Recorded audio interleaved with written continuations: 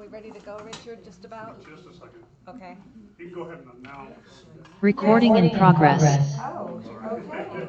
So, yes, it's time for us to get this program on. And I will announce that we have two representatives from Hadley. Here you are. Hadley, Hadley, which used to be called School for the Blind, and what they have to offer. So they will be talking about the different ways you can access their podcasts, their short videos, longer videos, and as well as recorded, just strictly all verbal information on dealing with blindness, dealing with all the aspects of blindness or low vision. And support groups.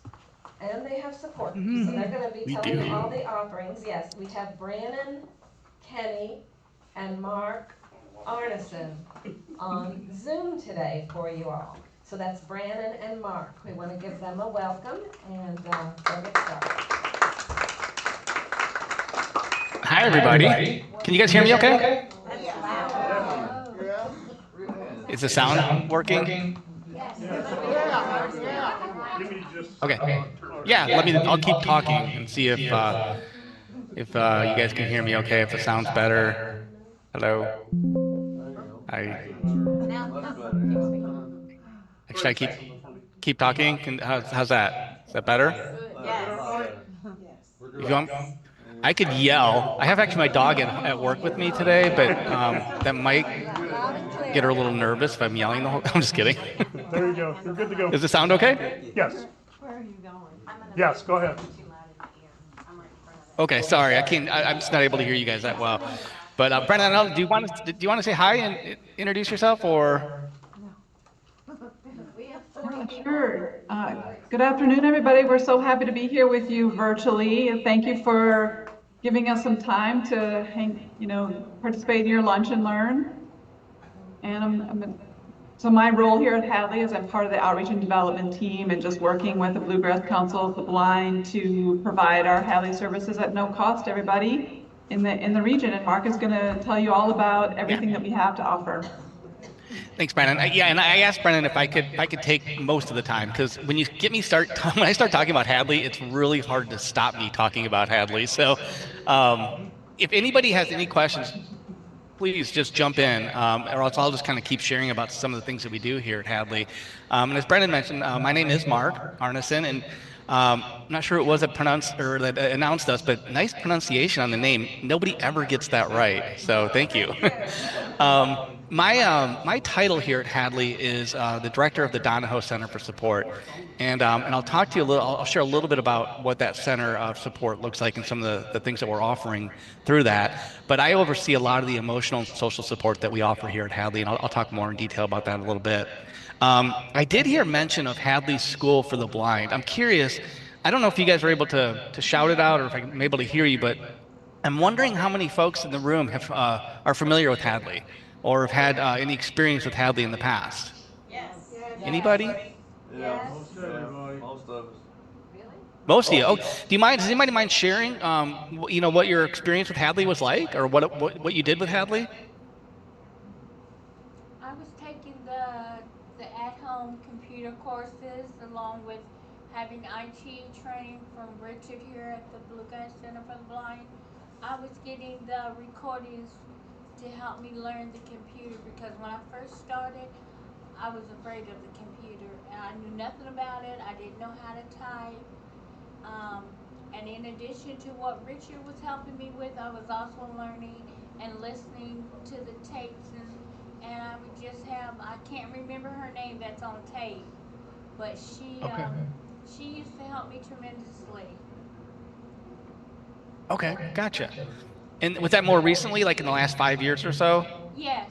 Yeah, it was 2 years ago that I started, and I went up until last year.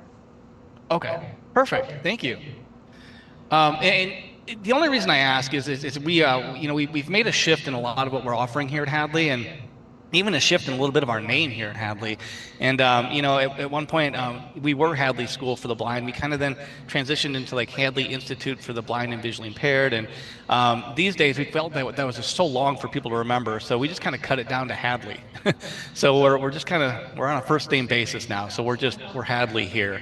For those of you that don't know our history, maybe I can share a little bit of that and then kind of go into some of the things that we offer, some of the help we offer. But we're named after our founder, William Hadley.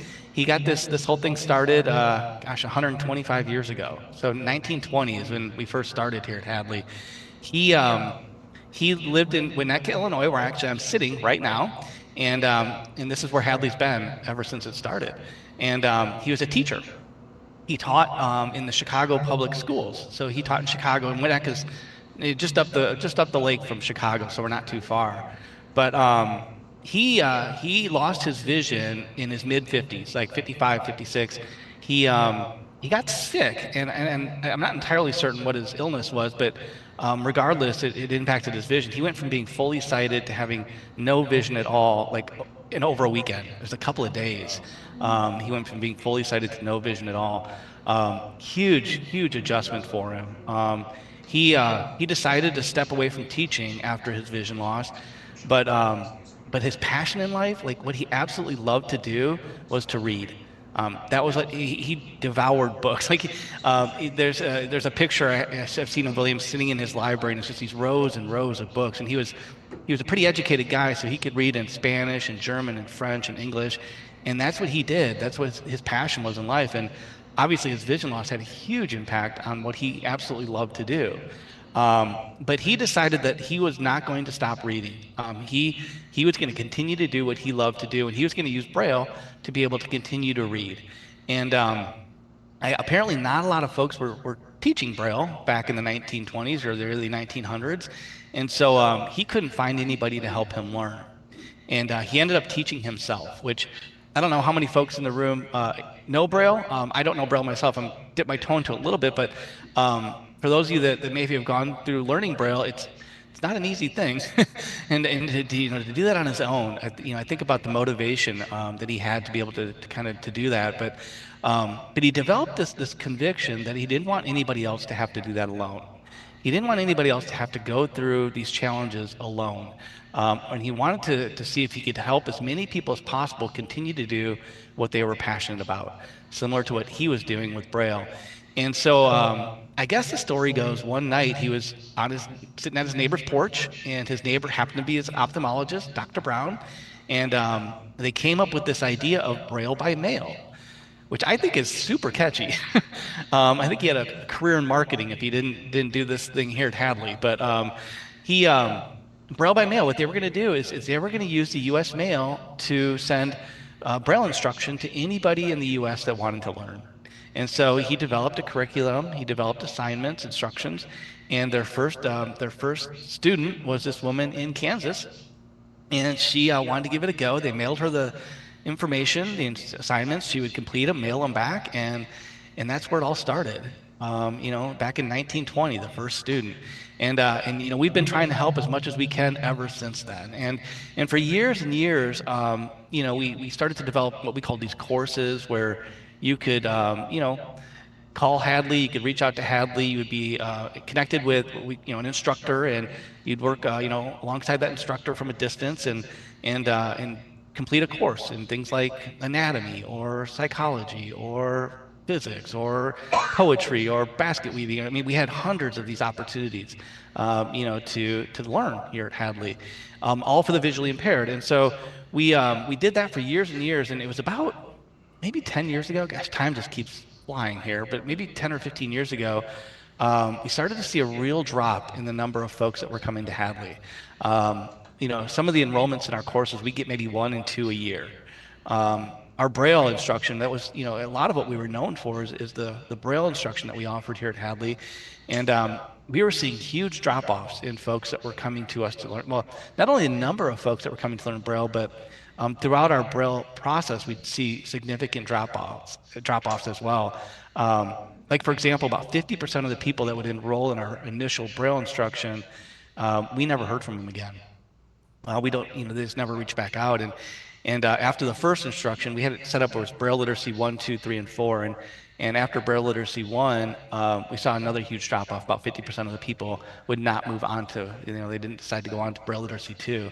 And so we saw these kind of just interesting, trends, and we just wondered if we were having the kind of impact that we really wanted to. And so we had lots of ideas about why that might be, and things we could be doing differently. And but honestly, we didn't want to have to guess, and so we started asking. We started reaching out to our folks that were using Hadley, and it was so cool. We asked them if they could be a part of an advisory panel, and right away we got about 500 people that said, yes, I'd love to help share my experience with Hadley. I'd love to talk about my experience with Hadley, and so we had these folks that we could reach out to and ask all about their experience, or is there something that we could be doing differently? And we continue to ask people to be part of our advisory panel. I think it's close to 4,000 folks now that are out there across the country answering surveys for us, giving us some feedback, giving us their ideas, their thoughts. I get to talk to them individually and hear ideas that they have, and it's really guiding what we're doing here at Hadley, which is really kind of cool.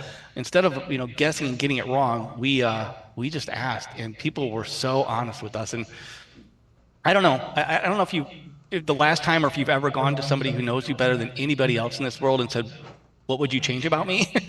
It's a little scary, but it was so good for us. I mean, some of the things we heard were, things like their experience, and do you have to grade everything all the time? And, sometimes when I'm with Hadley, I feel like I'm being lectured to. It's not a conversation. I feel like I'm being told what to do, when to do it, how to do it. So some of it was the tone, some of it was the personality. But honestly, a lot of it was what we were offering. So many people I heard and I talked to, they would say, yeah, it's great that I can come to Hadley, and in 6 to 8 months or something, I can walk away with an idea of how to create a business plan.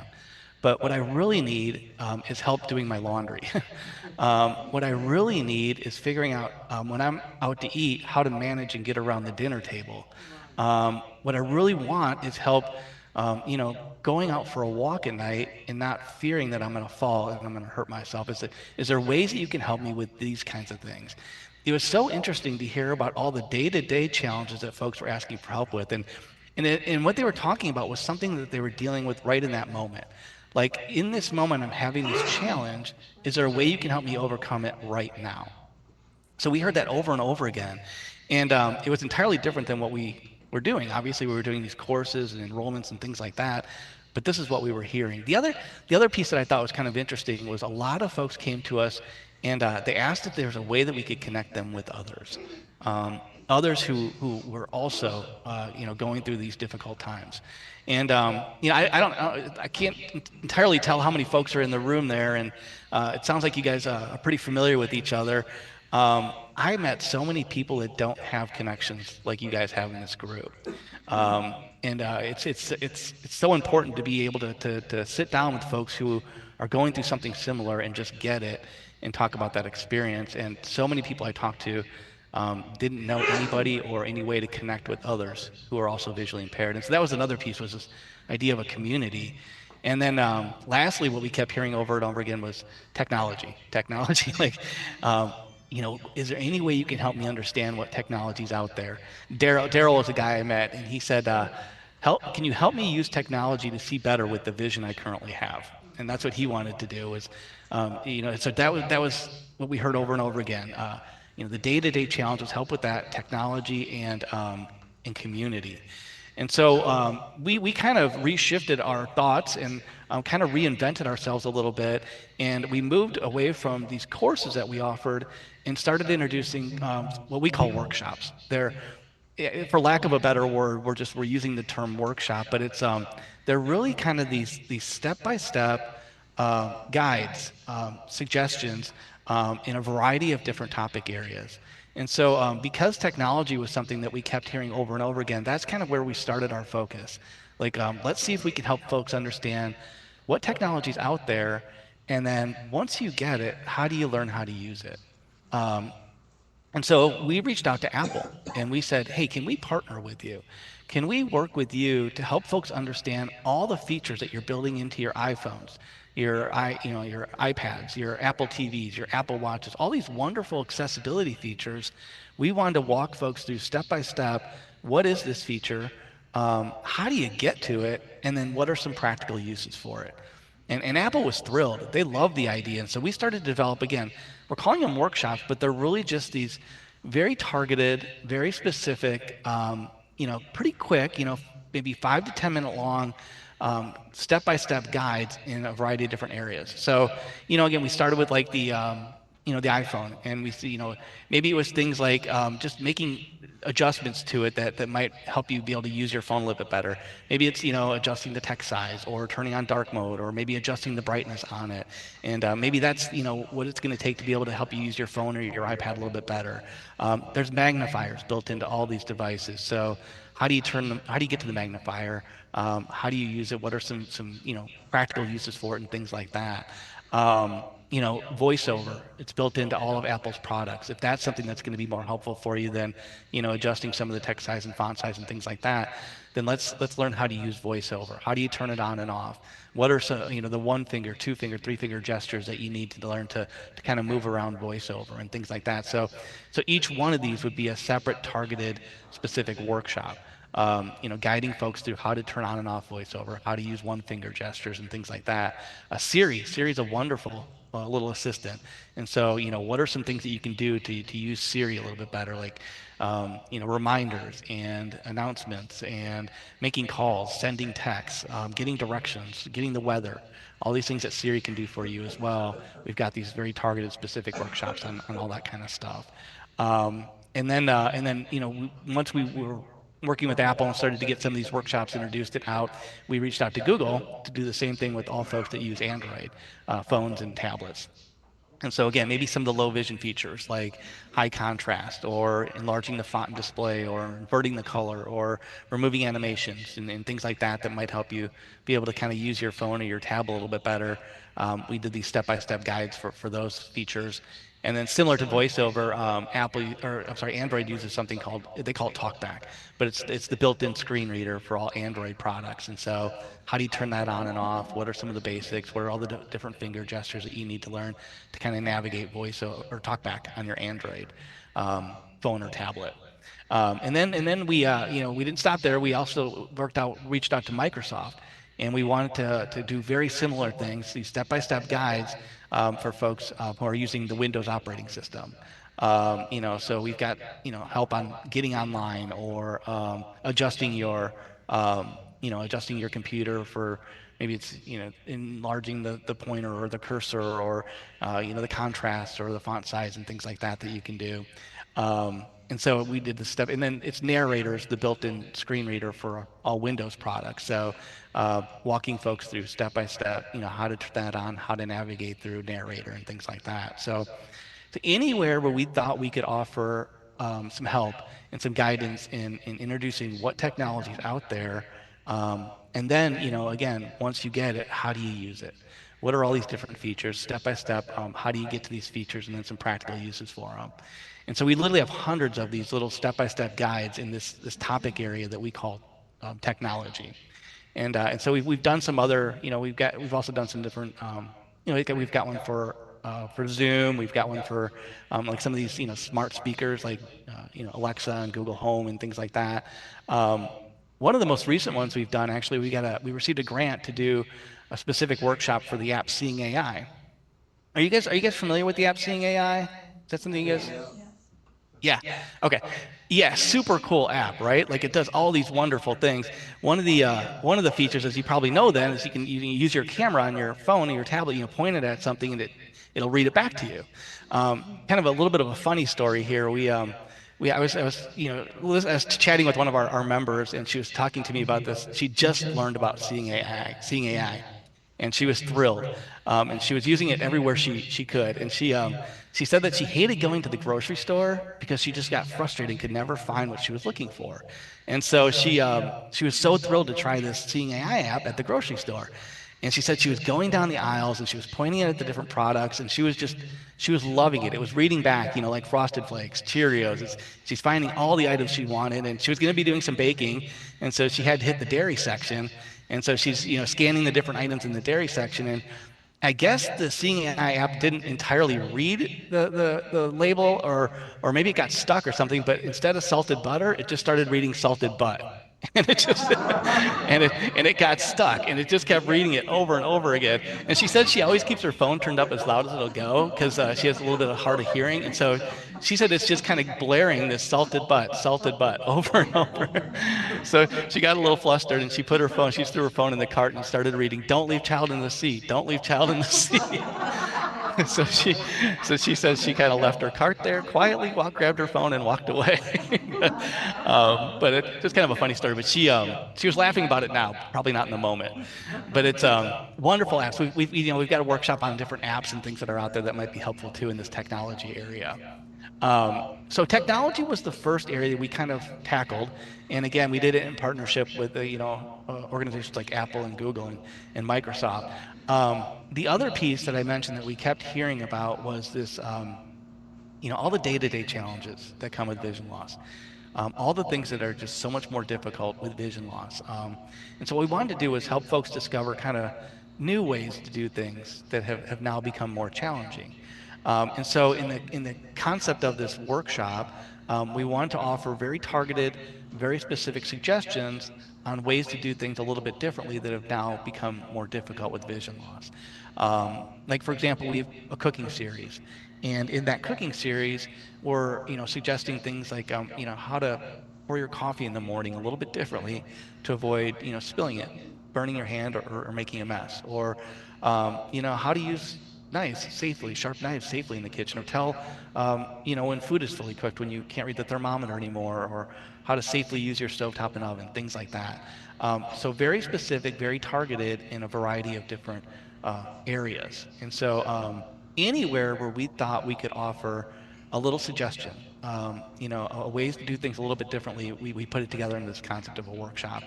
And sometimes there could be things that that you just might not have thought about that perhaps could make a big difference.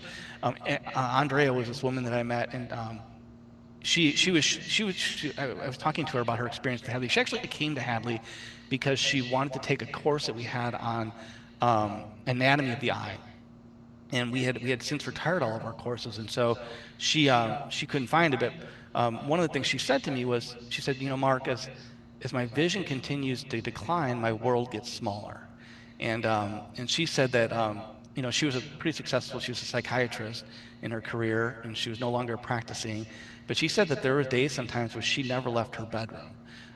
It was safe, it was familiar, and that's what some days that's all she could do. That's where she felt she just needed to be. And so she said as her vision continued to decline, her world got smaller.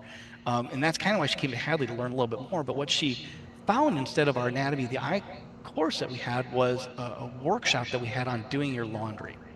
And one of the things she said she hated was wearing mismatched socks. She said she couldn't tell her browns and her blacks and her navies apart anymore, but just the idea of wearing mismatched socks, she said it really bothered her. And one of the things that we suggested in the workshop was safety pinning your socks together before putting them in the laundry. Or these clips that you can purchase as well and clip them together before putting them in the laundry, and you don't have to sort them anymore. And she said it was just like a light bulb went off for her. It was something very simple that she could do, and it took away this irritant of hers, this trigger of hers. And so she was thrilled, and so she said she started looking at some of the other workshops, like a cooking one, and she said she was trying to get back into the kitchen now, and she was, we've got some ones on like measuring dry ingredients and wet ingredients, so she's baking again. But one of the things she said she loved to do was her and her husband would take a walk. They would walk their dog every night after dinner. And she had almost fallen one night, and she was just scared to go back and go for a walk again. But we've got this workshop on, using a human guide. And so her husband and her sat down together, they watched this, and they said they were starting to go out for walks again. And it was just kind of a cool story, and it really was the reason we were putting together these workshops was to help folks kind of discover new ways to do things and continue to do what they love to do, to continue to be more and more independent and gain confidence in all kinds of different areas. And so, like, we've got a cooking series, we've got a labeling series, things that you can label around your house, whether it's large print or audio labels or labels you touch, medication series, dining out, putting on makeup, men's personal care, women's personal care, cleaning your house, because that's always fun to do, right? But you should clean your house every now and then. So, we got some ideas on how to do that a little bit easier. A magnifier series. We've got a clothing series, like I said, laundry and organizing your closet and things like that. Caring for your pets, going to the grocery store, navigating unfamiliar places. Like, get anywhere where we thought we could offer some suggestions on ways to do things a little bit differently. We put it together in this concept of a workshop. And so daily living, in addition, like, similar to technology, we literally have hundreds of these little step-by-step, 5 to 10 minute little guides offering suggestions on ways to do things a little bit differently. So those are two of our areas that we focused on: technology, daily living. We also continue to teach Braille here at Hadley, and I'll share about that in just a moment as well. But then we've got topic areas like recreation, which is just kind of fun things to do. I think the most popular one in that topic area is called bird songs. And so it's kind of recognizing birds by their tweets or their voices? So that we've got a recreation. There's a working area, and that's kind of more, remaining employed after vision loss. And so it's how do you talk to your employer about your vision loss, or adaptations to consider in the workplace to continue to be able to do your job and things like that. So we've got a working, and then the last one is called adjusting to vision loss. And in this one, there's not a ton of workshops in that topic area, but there's one in particular that we get a lot of feedback on. It's called Coming to Grips with Vision Loss. And it's the idea of being new to vision loss and kind of coming to grips. And it's just interesting that we have someone here at Hadley, Douglas Walker. He shares some of his personal stories with vision loss, and people are just giving us feedback that they feel like they're not as alone anymore. Like, if somebody understands what they're going through, which is kind of cool to hear from folks kind of listening to this video, 5 to 10 minute video on adjusting to vision loss. But there's also things like talking to your friends and family about your vision loss, and how to ask for help when you need it but turn it down when you don't, and things like that as well. So when we first started these workshops, we in these 6 topic areas, we had about 100 workshops when we launched our website in 2020. And we thought, we've made it. We've got 100. We were like, wow, 100 workshops. And then we started getting suggestions from folks saying, hey, have you thought about maybe something on this or this? And we had other ideas of things we wanted to do. And so since 2020, in the last 5 years, we've added a little over like 500 additional workshops. And so in these 6 topic areas, there's a little over 600 workshops, mostly in daily living technology, but also scattered in these other areas as well. So lots of opportunities. So that was kind of the first focus. Again, I mentioned technology and daily living, but there was still this piece of community that we wanted to see if we could help with. And the idea of folks, being the only person, I've heard so many people say that I'm the only person I know that's visually impaired. I wish I had somebody I could talk to. And so we felt obligated to see if there's something that we could do to really help folks connect with one another. And the first attempt at this was something that we're calling discussion groups. And what they are is they're just Zoom meetings. So that, similar to this, you can join just by calling in on a landline or a smartphone, or join online as well. And what we wanted to do is give folks an hour a month to spend time with others, going through something similar, and talk about a topic that you might enjoy. So we reached back out to our advisors and we asked them, hey, what are some topics that you think would be helpful or topics that would be interesting to discuss? And we ended up coming up with our top 10. And to no surprise, the one that came up number 1 and kept coming up over was technology. And so we started a group called Tech It Out. And so how it works is once a month for an hour, we'll start a Zoom meeting, and for the first 10 or 15 minutes, we'll introduce a topic related, or something related to the topic of technology. So I think, a couple months ago it was like wearable fitness devices or something like that, or AI, opportunities and things like that, whatever it might be. But we'll spend about 10 or 15 minutes talking about it, and then we just open it to the group. And people can ask questions, they can answer questions, they can share their experience, they can just sit and listen if they want. But it's a time to be able to spend with others, going through something similar, and talk about a topic that you enjoy. And they're all offered, there's 10 of them, but they're all offered on the same day of the month at the same time. So for example, Tech It Out is the 4th Tuesday of every month at 1 p.m. Central Time. And so if it's the 4th Tuesday of the month It's 1 p.m. Central Time. There's a Zoom meeting you can jump on, all about technology and learn and spend time with others. And so Tech It Out's our most popular. We get, sometimes we've gotten over 200 people on our Tech It Out call sometimes, but we usually get around between 100 and 150 on that call. Resource Roundtable is our second most popular. We usually get about maybe, 70 to 80 people on that call, and it's just highlighting different resources out there, what they're doing, how to access them. Sometimes it's different devices that we found helpful, and we just kind of talk about those and things like that. So just the different resources that are available. We've got a book club called Book Nook. We've got a crafting circle. So that's it's those folks that are so good at painting and sewing and knitting. I'm not that person. I kind of wish I was, but I don't know that I don't have that bone in my body, I guess. But for those that enjoy that and are good at it, we've got a crafting circle, a writer circle for the authors out there. We've got a Braille group. And so that's called Embracing Braille, and it's usually folks who are thinking about learning Braille or maybe just kind of in the middle of learning Braille and want to kind of share with others what how that's going. Travel Talk, that's another pretty popular one, and these are we're just getting on and kind of folks are sharing creative ways that they're getting around town or navigating airports and things like that. So it's all things travel. We've got a cooking group called What's Cooking. Lots of recipes being shared and gadgets that folks find helpful in the kitchen and things like that. And then there's an exercise group called Get Up and Go, things that you can do to stay active, maybe even at home. And then Hadley Growers is our gardening group. That's the last one. So again, there's 10 groups. They're each once a month for an hour each month, and they're each on the same day and the same time each month. It's also the same phone number and Zoom information, like joining information every month too. Zoom does have this feature that we've been using for a little while now. They call it the call out feature. We call it the call you feature. And what it allows us to do is from the meeting, we can actually call you.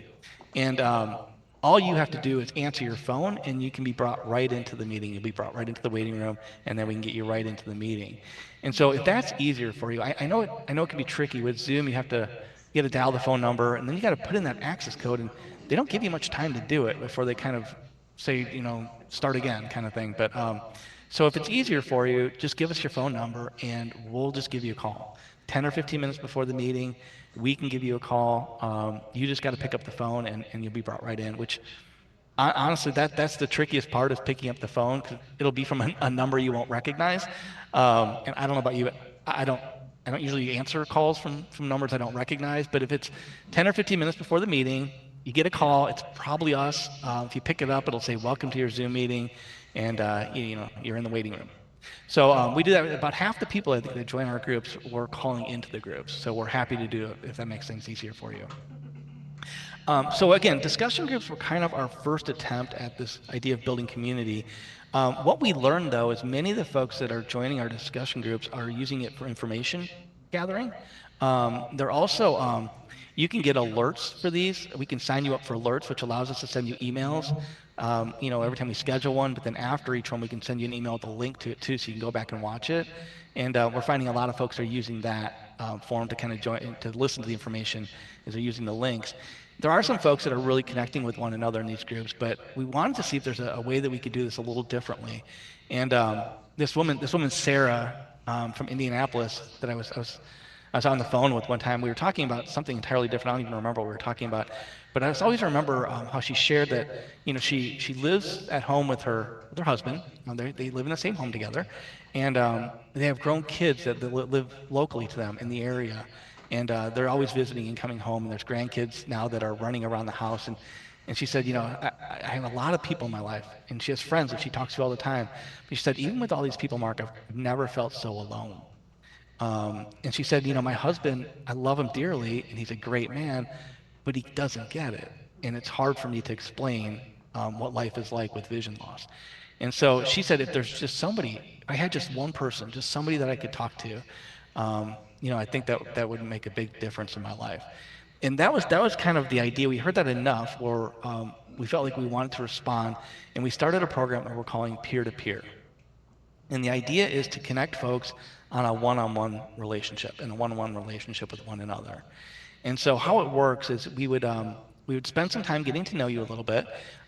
We've got several questions just to kind of understand a little bit maybe about your eye condition, what your level of vision is like, maybe when you started experiencing vision loss, maybe some of your interests, hobbies, things you like to do, life circumstances. There's, a few questions that we'd ask to get to know you a little bit, and then we try to match you with somebody else that's another member of Hadley that has some things in common with you. And our hope is that those commonalities will help kickstart a relationship where you can kind of support one another through this experience. And so it's really, I got to be honest with you, it's so cool to hear some of the feedback that we're getting about our peer-to-peer program.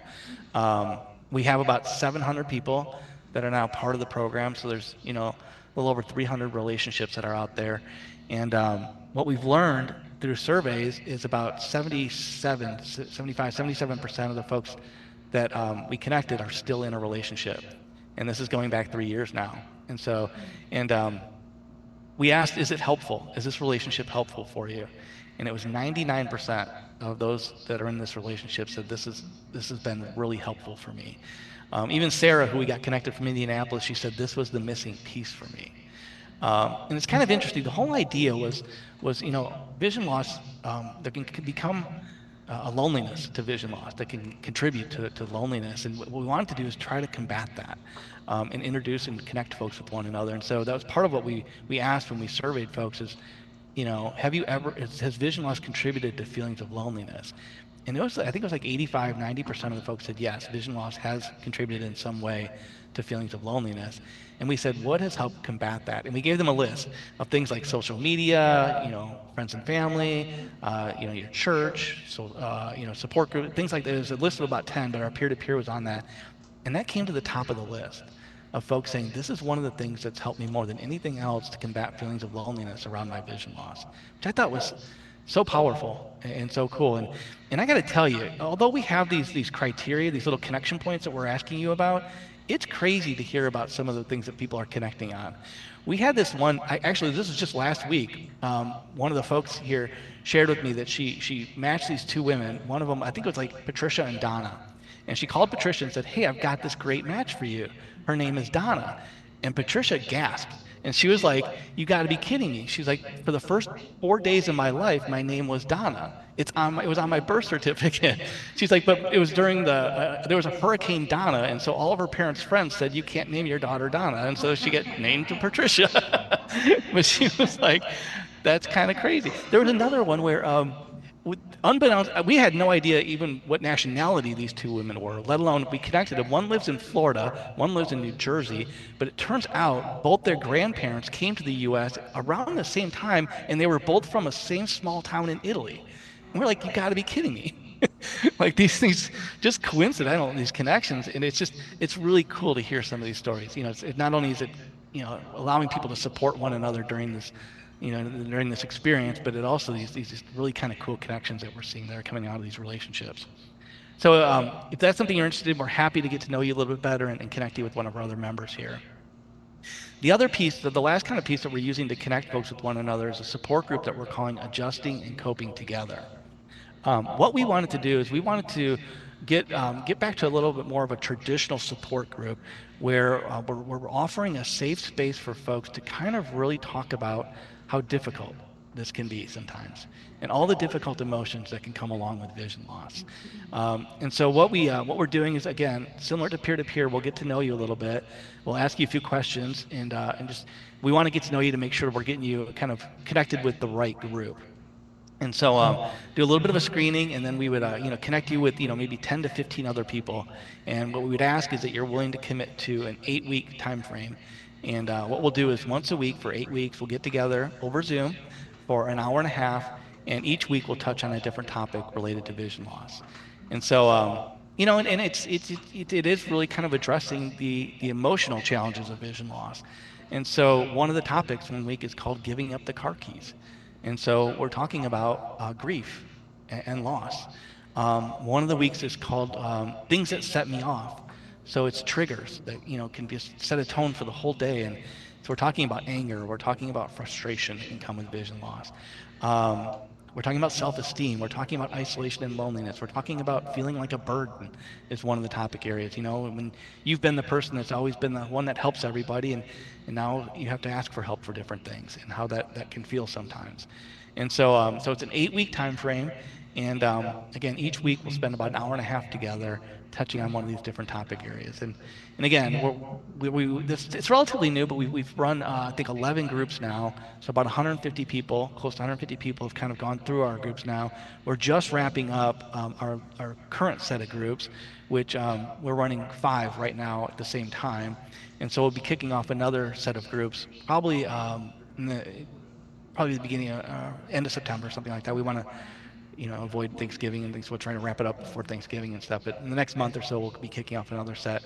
And we've got several people. I think there's about 70 people that now are kind of waiting to get plugged into those groups for the next series. But again, if that's something that you think might be helpful for you, give us a call. We'll get to know you and we'll get you connected into one of those groups. Okay, so all of this stuff, our workshops, our discussion groups, we have podcasts. Gosh, there's so much I need to talk to you guys about.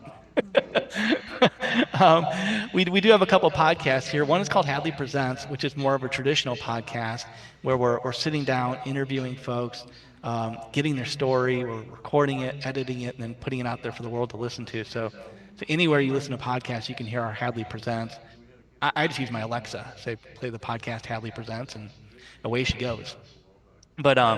But that's kind of a more of a traditional. It's about a half an hour long, and it's just people kind of sharing their stories. Some are doctors and professionals, some are just some of our members. But we also have another one called Insights and Sound Bites, and this is kind of it's a little bit different. What we're doing is we're posing the question, in those difficult moments, when things are more challenging, what is it or who is it that helps get you through those? So if you can recall a specific time that you want to talk about, or just in general, when things, in those difficult moments, what is it or who is it that helps get you through that? And so anybody that wants to share their story, we're just taking those stories and using them as episodes. So you can there's a way that there's a phone number you can call and leave a voice message. There's actually a button on our website that you can just hit and it'll start recording for you and then send it to us. You can call me, and I'd love to sit down and just hear your story, and we can record it and get it up there as one of our episodes as well. But they're pretty quick. They're like 3 to 5 minutes long, but it's just really amazing to hear how people are coming through some of these challenges, and the hope that people are finding by listening to these stories. I had one woman that called me and she said, Mark, I've gone back to the same episode about 50 different times. It's like when I'm a little discouraged and I'm just feeling a little down, I go back and listen to it, and it just lifts my spirits. Like, if they were able to get through that moment, then I can certainly do it too. It's kind of the idea. And so our Insights and Sound Bites, you can find it anywhere you listen to podcasts as well, in addition to our website. Now, on our website, hadleyhelps.org, you can access all of our content, discussion groups, podcasts, workshops. All the workshops are transcribed, and so if you prefer to download the transcripts, print them off, all the audio from our podcast you can download. Those are all transcribed as well. You can get those alerts I mentioned directly. There's a button on our website to get alerts for our discussion groups and things like that. So there is a little bit of a sign-up process on the website. I wish we didn't have to have it, but there's a question that we're asking that's really important to us as part of the sign up, and so we try to make it as simple as possible. To sign up, all you need is an email address and then any password. It has to just be 6 characters, and that's it.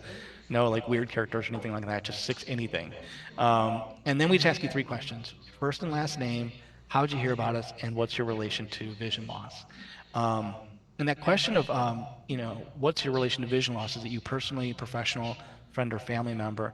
That's the one that's really important to us. If we can show that a certain number of people that are visually impaired themselves are using our help, it opens up funding for us. Like, we can apply for different grants and things like that, which allows us to keep everything free. So there's no cost for anything that we do here at Hadley. It's all free, but part of the way that we're able to keep that free is by asking these few questions as part of a sign up. So I wish we didn't have to, but we're trying to make it as simple as possible. Once you're signed in, signed up, you have full access to everything. And we kind of walk you through some of the accessibility features on the site, to like setting contrast and font size. So we tried to make it as friendly as possible, regardless of your level of vision. Now, the other piece is we know not everybody's online, so if that's the case, we're happy to send this to you. We can send it in the mail. If you know Braille, we can send any of our workshops in Braille. We can send them in large print, or we can send it in audio. And what we're doing with audio is we're kind of piggybacking on the National Library's digital talking book player system. And we're using the cartridges that work with their players to send the audio out.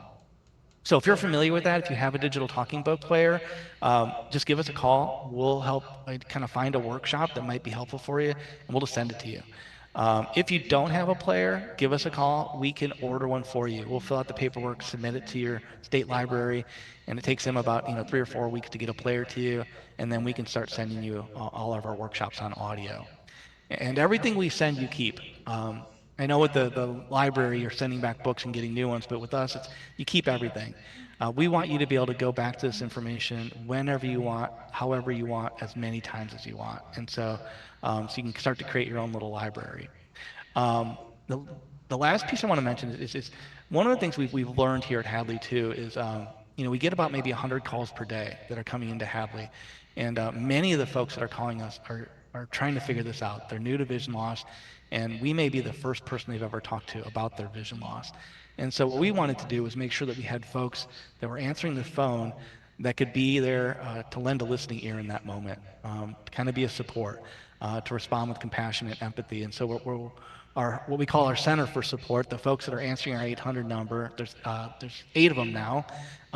They're all therapists and social workers and counselors.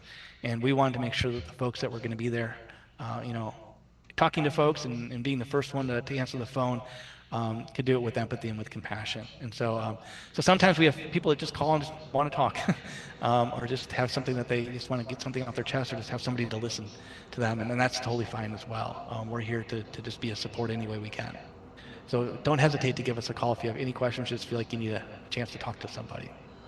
Okay, there's 10 minutes left. I want to make sure that if there's any questions, that I do my best to answer them. Do you want to open it to questions? Yeah, I'm wondering when you talk about Braille. I could talk a little bit about our Braille too. If there's no questions, I'd be happy to share a little bit about that too. I know. I wanted to leave time, and I told you, if you get me start talking about Hadley, it's going to be hard to stop me.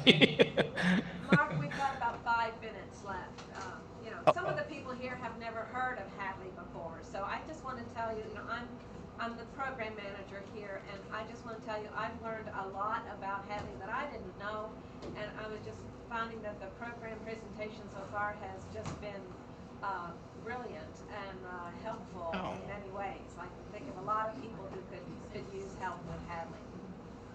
Oh, thank you for sharing that. Yeah, I mean, I know a lot of folks that have used this in the past aren't entirely familiar with some of the new stuff that we're doing here. And to be honest with you, we're still hearing from a lot of folks asking, is there some way you could help me with this? And so we're doing a ton of listening still, and we're doing our best to respond any way we can to offer as much help as possible. So it's ever evolving and changing as well. So can I ask a question? Am I loud enough?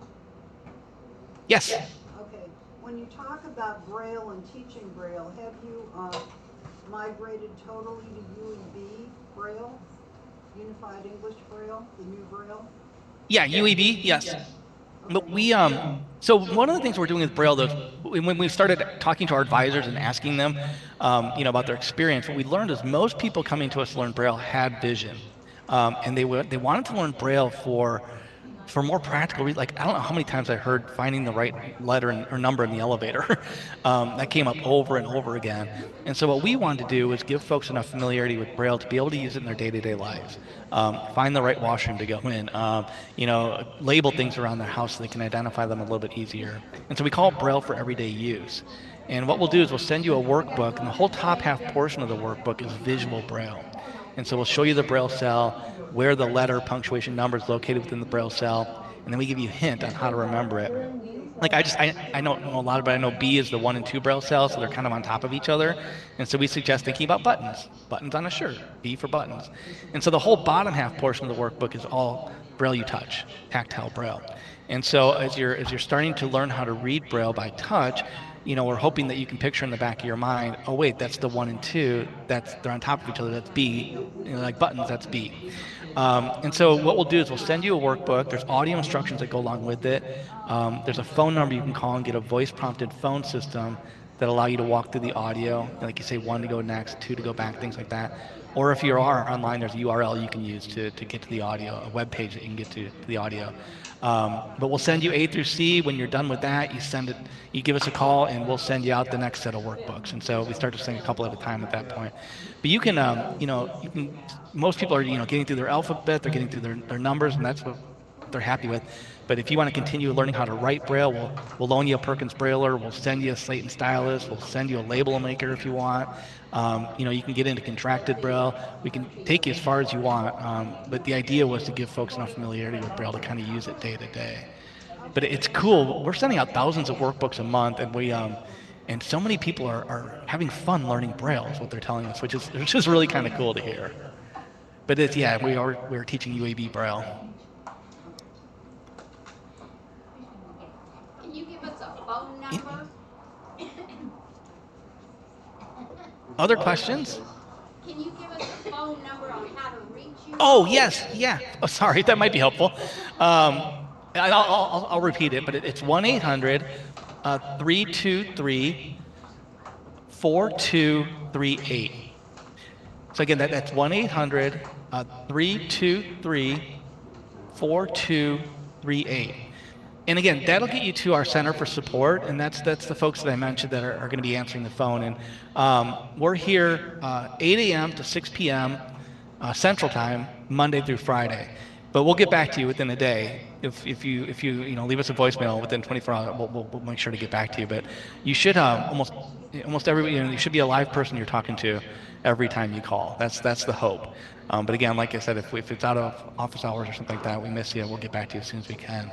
But that's actually, if you take away anything, my hope is you take away the 800 number. I know I shared a lot with you, and I threw a ton at you, but any questions, anything that you need, to talk about, or anything that didn't make sense, or give us a call. That's what we're here for, and we're happy to try and do our best to help. Are there any other questions? Anybody have? Did we finish early? I'm just kidding. Yes, no, we have. How are you financed? Yeah. Any other questions? Charles, will you repeat the number, please, for? Of course. Yep. It's 1-800-323-4238. 323. Question asking how are you financed?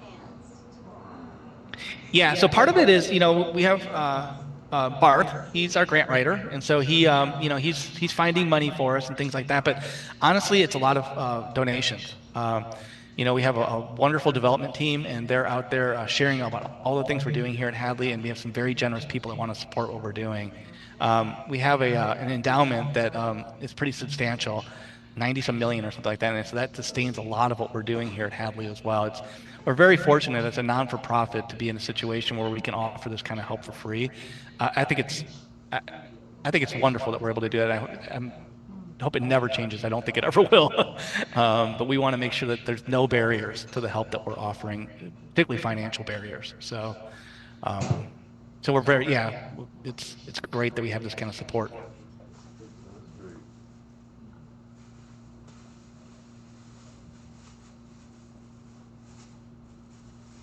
Anything else?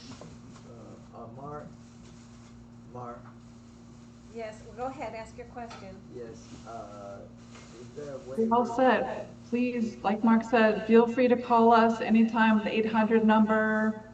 Let them know Bluegrass Council of the Blind referred you, that you're part of our meeting today.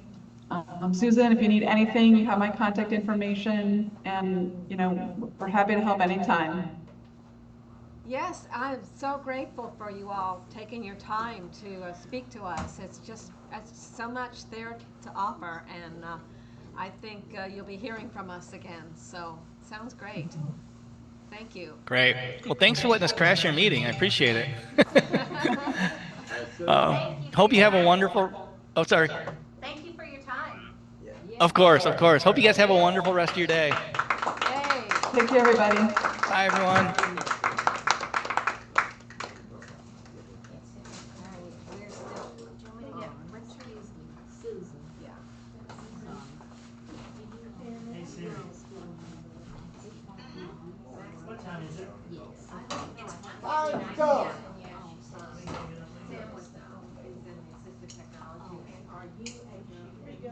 She gonna pick you up? She gonna pick you up outside or where?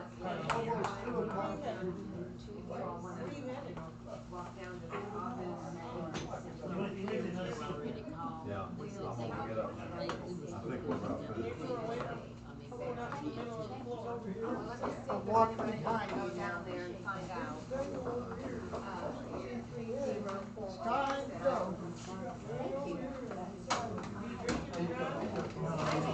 I got my call. With Hadley, you loved the presentation today you missed? Yes, that was not a video, that was live. Yes. Yeah, wasn't that great? I thought it was, I'm impressed, I didn't know, there were so many things I didn't know that they did. And this guy is the guy that I wanted to give our presentation. The other girl working with him.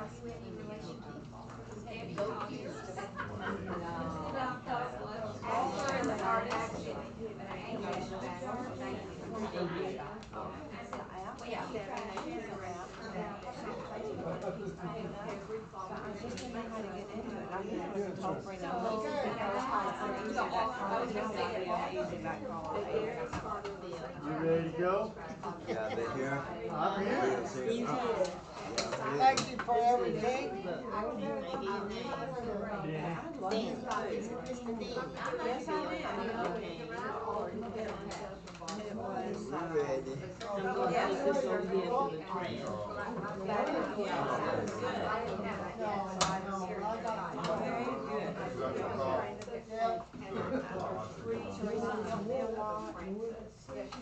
you been doing?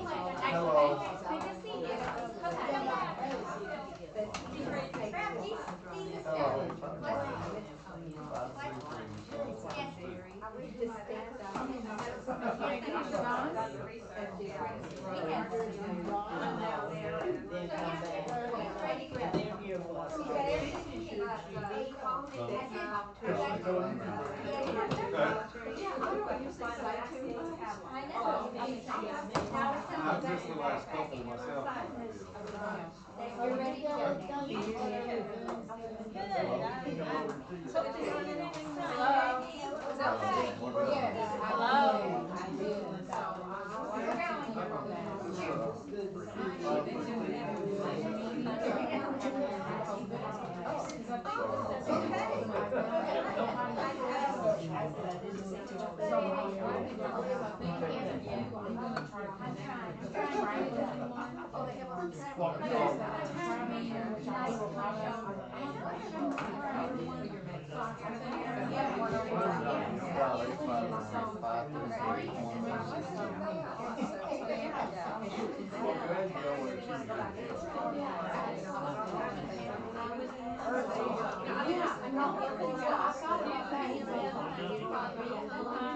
So you